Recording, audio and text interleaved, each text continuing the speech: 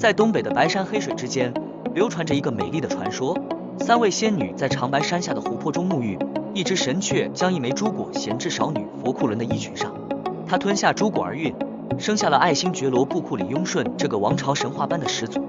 这个充满神秘色彩的故事，仿佛预示着一个不凡的王朝即将在这片土地上崛起，而它的终结却又如此紧密地与整个古代中国的命运相缠绕。16世纪末的明朝，如同一艘年久失修的巨舰，在历史的海洋中艰难前行。万历皇帝身居宫中，朝政由宦官把持，党争日益激烈。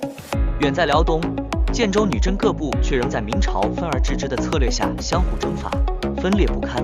1583年，建州左卫指挥使世家出身的努尔哈赤，遭遇了人生中最大的悲剧，祖父绝长安，父亲塔克氏在明军讨伐古勒寨城主阿台的战斗中被明朝将领谋杀。这个25岁的年轻人从明朝官员手中接过其祖父留下的13副衣甲时，眼中燃烧的不仅是悲痛，更是一种决绝。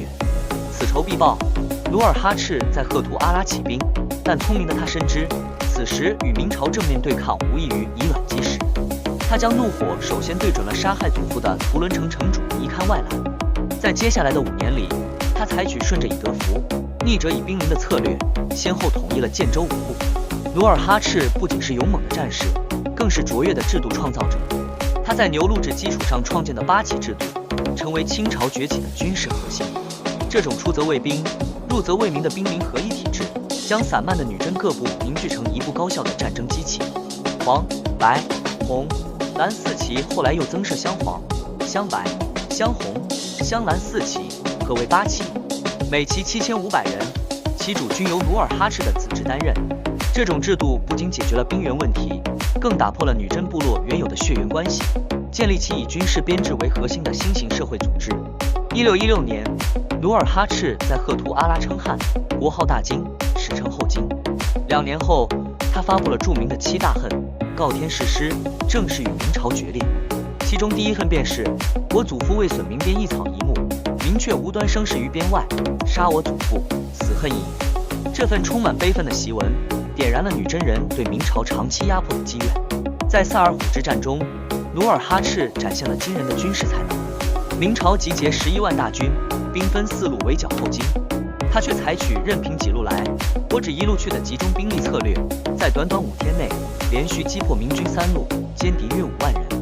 此役成为明清兴亡的转折点，明朝在辽东转入战略防御。1626年，努尔哈赤在宁远之战中被袁崇焕的红衣大炮击伤，不久去世。第8子皇太极继位，他是一位比父亲更加深谋远虑的政治家。皇太极意识到，仅靠武力无法征服庞大的明朝，他进行了一系列改革，改族名为满洲，改国号为大清，大量吸收汉族官员，仿照明朝设立6部。这些举措旨在淡化后金的少数民族政权色彩，为问鼎中原做准备。尤其值得一提的是，皇太极对范文成等汉族谋士的重用。这位曾经的沈阳生员，成为清初最重要的汉人谋臣，为清王朝的建立提供了宝贵的治国理念。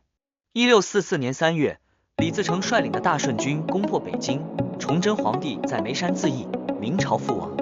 此时，镇守山海关的名将吴三桂突然面临艰难的抉择，是归顺李自成，还是投靠关外的清朝？当吴三桂得知爱妾陈圆圆被李自成部将刘宗明掳去时，愤然写下痛哭六军俱缟素，冲冠一怒为红颜。他转而向清朝摄政王多尔衮求援。这一情节虽经后世文学渲染，但其背后实则是吴三桂对自身前途的权衡。多尔衮抓住这千载难逢的机会，迅速率清军奔赴山海关。4月22日，山海关一片时大战爆发。李自成亲率6万大军与吴三桂部激战正酣时，突然狂风大作，飞沙走石，蓄势待发的8旗铁骑从侧翼杀出，大顺军瞬间溃败。这场战役的戏剧性转折，仿佛天命已转向清朝。李自成仓皇退回北京，匆匆即位后便撤离京城。5月初2，多尔衮率清军进入北京城。10月，顺治皇帝从沈阳迁都北京，标志着清朝正式成为中国新的统治者。顺治18年，1661年，顺治帝因天花去世，年仅8岁的玄烨即位，年号康熙。这为中国历史上在位时间最长的皇帝。秦鳌拜、平三藩，收台湾，抗沙俄，征噶尔丹，奠定清朝盛世根基。特别是三藩之乱，差点颠覆了年轻的清王朝。1673年，平西王吴三桂起兵反清，晋南王耿精忠、平南王尚之信相继响应，短短数月间便占领长江以南大部分地区。20岁的康熙帝显示出超乎年龄的决断力，坚决不妥协。经过8年苦战，终于平定叛乱。若非8岁即帝位，朕本可多活数年。晚年康熙的这番感慨，道出了他为这个王朝付出的心血。雍正帝的即位充满争议，但无可否认，他是一位勤政有为的君主。他创立军机处，强化皇权，推行摊丁入亩、火耗归公等政策，整顿财政，建立秘密立储制度，避免皇子争位。雍正每天工作至深夜，在位13年批阅的奏折仅现存就达4万多件，留下了超过1000万字的批语。他的勤政为乾隆盛世打下了坚实基础。乾隆朝是清朝的鼎盛时期，也是衰落的起点。乾隆皇帝效仿祖父康熙，6次南巡，编修4库全书，自称十全老人。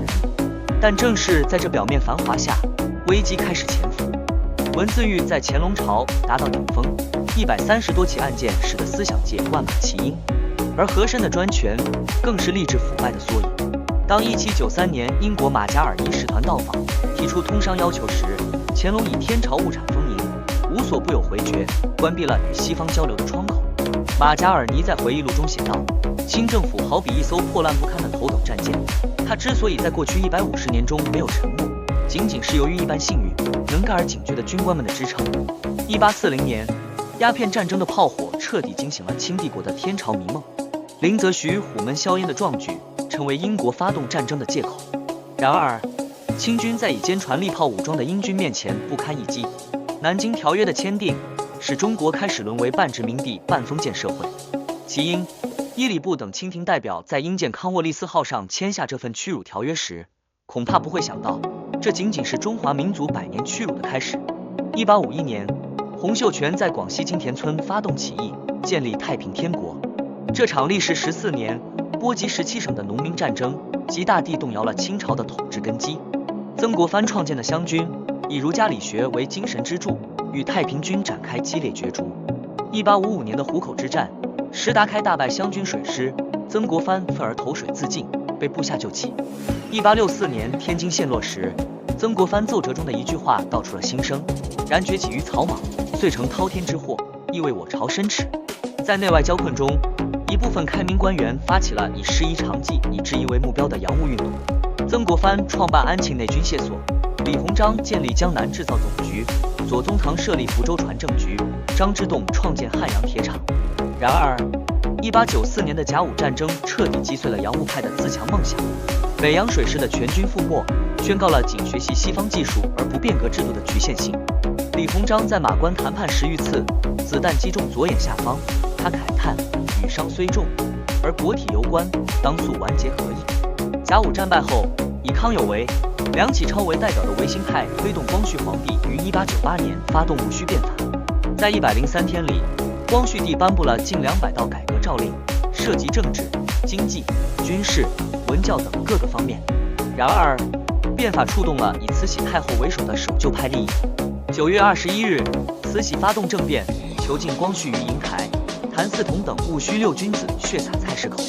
谭嗣同临行前高呼：有心杀贼，无力回天，死得其所，快哉快哉！这一幕成为维新派悲壮的绝响。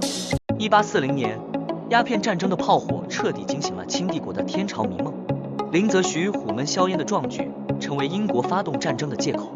然而，清军在以坚船利炮武装的英军面前不堪一击。南京条约的签订，使中国开始沦为半殖民地半封建社会。其因，伊里布等清廷代表在英舰康沃利斯号上签下这份屈辱条约时，恐怕不会想到，这仅仅是中华民族100年屈辱的开始。1851年，洪秀全在广西金田村发动起义，建立太平天国。这场历时14年、波及17省的农民战争，极大地动摇了清朝的统治根基。曾国藩创建的湘军，以儒家理学为精神支柱，与太平军展开激烈角逐。1855年的湖口之战，石达开大败湘军水师，曾国藩愤而投水自尽，被部下救起。1864年天津陷落时，曾国藩奏折中的一句话道出了心声：然崛起于草莽，遂成滔天之祸，亦为我朝深耻。在内外交困中，一部分开明官员发起了以师夷长技以制夷为目标的洋务运动。曾国藩创办安庆内军械所，李鸿章建立江南制造总局，左宗棠设立福州船政局，张之洞创建汉阳铁厂。然而，1894年的甲午战争彻底击碎了洋务派的自强梦想。北洋水师的全军覆没，宣告了仅学习西方技术而不变革制度的局限性。李鸿章在马关谈判10余次，子弹击中左眼下方，他慨叹：羽伤虽重，而国体犹关，当速完结合理。甲午战败后，以康有为、梁启超为代表的维新派推动光绪皇帝于1898年发动戊戌变法，在103天里，光绪帝颁布了近200道改革诏令，涉及政治、经济、军事、文教等各个方面。然而，变法触动了以慈禧太后为首的守旧派利益。9月21日，慈禧发动政变，囚禁光绪于瀛台，谭嗣同等戊戌6君子血洒菜市口。谭嗣同临刑前高呼：有心杀贼，无力回天，死得其所，快哉快哉！这一幕成为维新派悲壮的绝响。1900年，义和团运动席卷华北，提出扶清灭洋口号。慈禧一度想利用义和团对抗外国势力，向11国宣战，导致8国联军入侵北京。慈禧携光绪仓皇西逃，路上凄惨到向农家讨要窝头充饥。1901年辛丑条约的签订，使中国彻底陷入半殖民地的深渊。痛定思痛的清廷终于开始新政，但为时已晚。1908年，光绪帝与慈禧太后相继去世，3岁的溥仪即位，其父再封摄政。1911年，清政府推出皇族内阁，实力宪派大失所望。同年5月，宣布铁路国有政策，引发保路运动。10月10日，武昌起义的枪声敲响了清王朝的丧钟。袁世凯利用局势，一方面逼迫清帝退位，另一方面与革命党谈判。1912年2月12日，隆裕太后代表溥仪在养心殿颁布退位诏书，授权袁世凯组织临时共和政府。